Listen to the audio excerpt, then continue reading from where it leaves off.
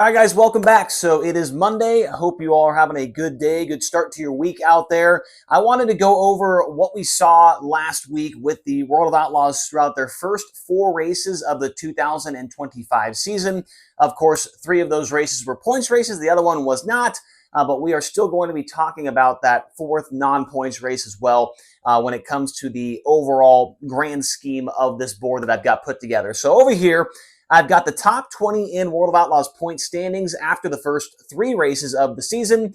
And then the black numbers here, that means that they are a full-time driver. The red numbers are drivers that we will see start to fall down those standings because they will not be at all of the races this year. Then over here, I've got just some, some thoughts on different drivers and teams from what we saw them, perform like over those couple of nights at Volusia Speedway Park. So we'll start on this side of the board, and at the top, Chris Windom, I thought was, he didn't have any spectacular runs. He wasn't, flashy by any means like that, but I do think that maybe he's going to be better than what we expected him to be in that Jason Sides racing car.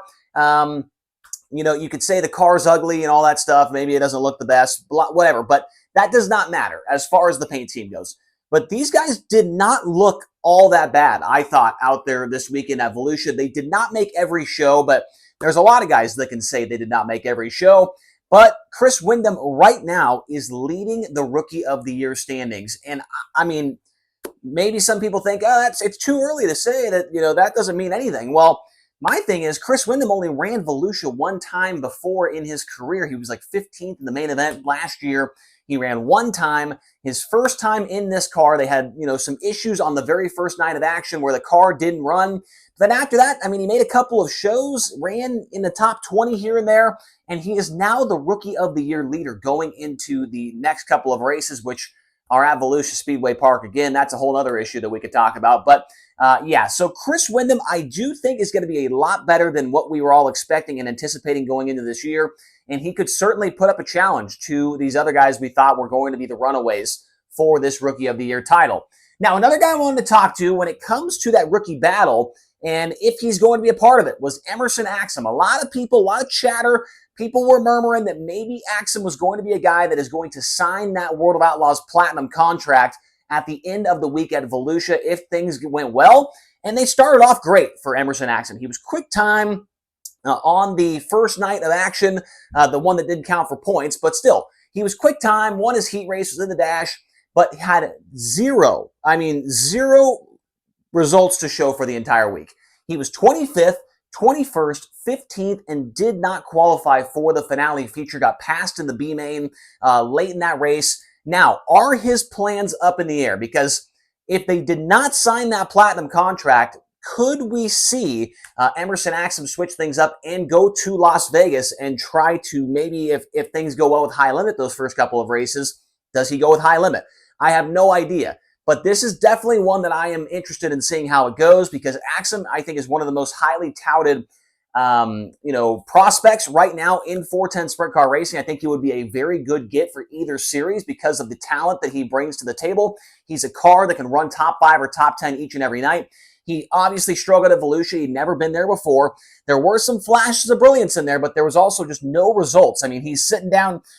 He's outside the top 20 in points right now. So I think the plans are up in the air for Emerson Axam right now, and that is a story to follow along with for the rest of or going into March when the Outlaws go back to Bike Week for Volusia and High Limit goes to Vegas. Will we see Emerson Axam in Las Vegas? Now, another guy that did not have an ideal start to the season was Cole Macedo. This was the guy that I had pegged to be the Rookie of the Year this season. I know we're 3 races in, and you cannot be judging it off of 3 races, but it was definitely not a good start for these guys. 4 races, and they did not qualify for any of them through the heat race or the B main.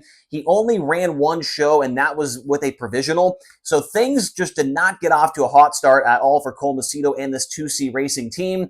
The first night, or maybe the second night, they blew an engine in the heat race. They were running around the transfer spot, but just things did not go well at all for Cole Macedo. And that was tough to see because a lot of people probably thought that he was going to be running away with this Rookie of the Year title. But as of right now, it's Chris Windom up front, and Zach Hampton is in front of Cole Macedo in the point standings right now.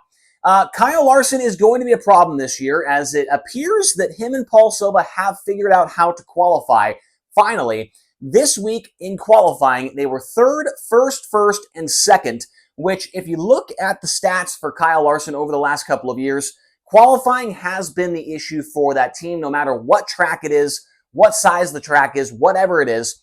Kyle Larson struggles to qualify, but it does appear that they have figured it out here at Volusia Speedway Park, and if that's the case, then sprint car drivers should be a little bit worried about him taking a lot of money in 2025, and so we'll see if that continues on to his next couple of races, wherever those are at.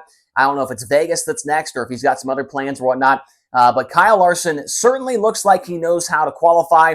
By the way, he is also the World of Outlaws points leader, leaving Volusia Speedway Park. Now, leaving Volusia Speedway Park, David Gravel does not have any wins so far this year for the first time since 2021. So 2022, 23, 24, all those years, he would leave Volusia with at least one win to his credit. He did not have any. It wasn't like he was slow, right? He's leading the de facto World of Outlaws points right now, second behind Kyle Larson. Gravel was fantastic all week, but I did find it interesting that he did not visit Victory Lane for the first time in about 4 years since leaving the Dirt Car Nationals. So David Gravel still, they look like the championship favorites right now over, some of these other guys like, Schuhart's up there, Macedo's up there as well. So David Gravel looking for that first win still of the year. How about Danny Sams? Impressive all week, in my opinion. 52-car field, and he qualified for each and every feature event out of the heat race. And, if he didn't make it out of the heat race, he made it out of the B main.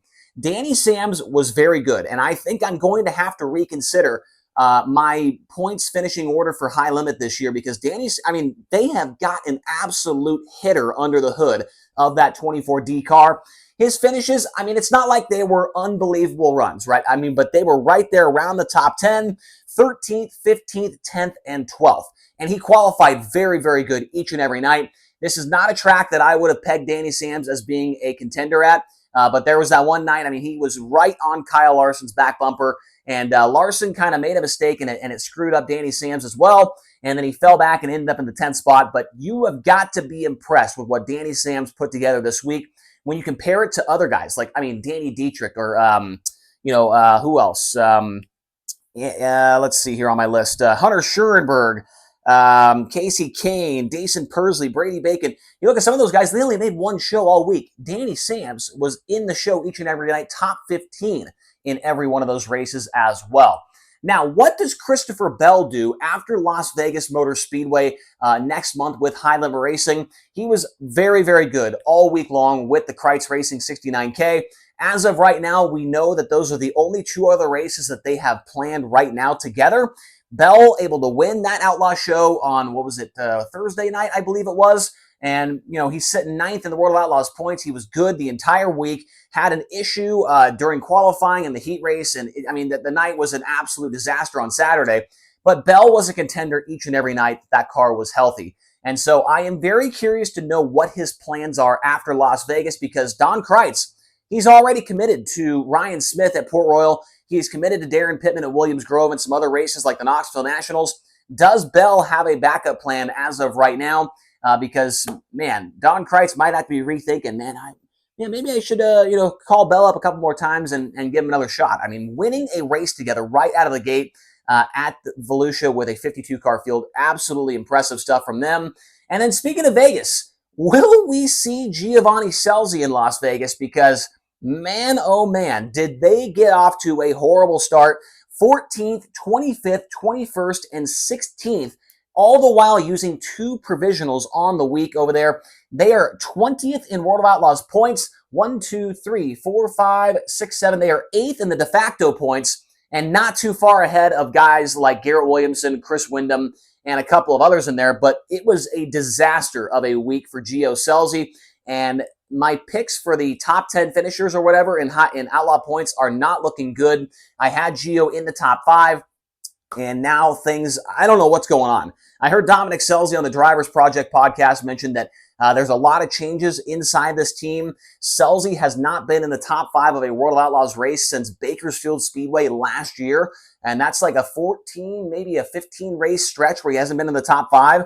And they weren't even close to sniffing the top 10 this week. So does Gio Seli switch series? Wouldn't that be a huge story if that was the case? I doubt it, but I mean, that's just not what you want to see, right? And so we'll see if maybe he changes. I think that would be monumental if that was to happen, but I doubt it. But I'm going to give it a 10% chance that we see Gio Seli in Vegas with High Limit. Now, Ryan Timms, 4th. He is 4th in the Outlaw point standings.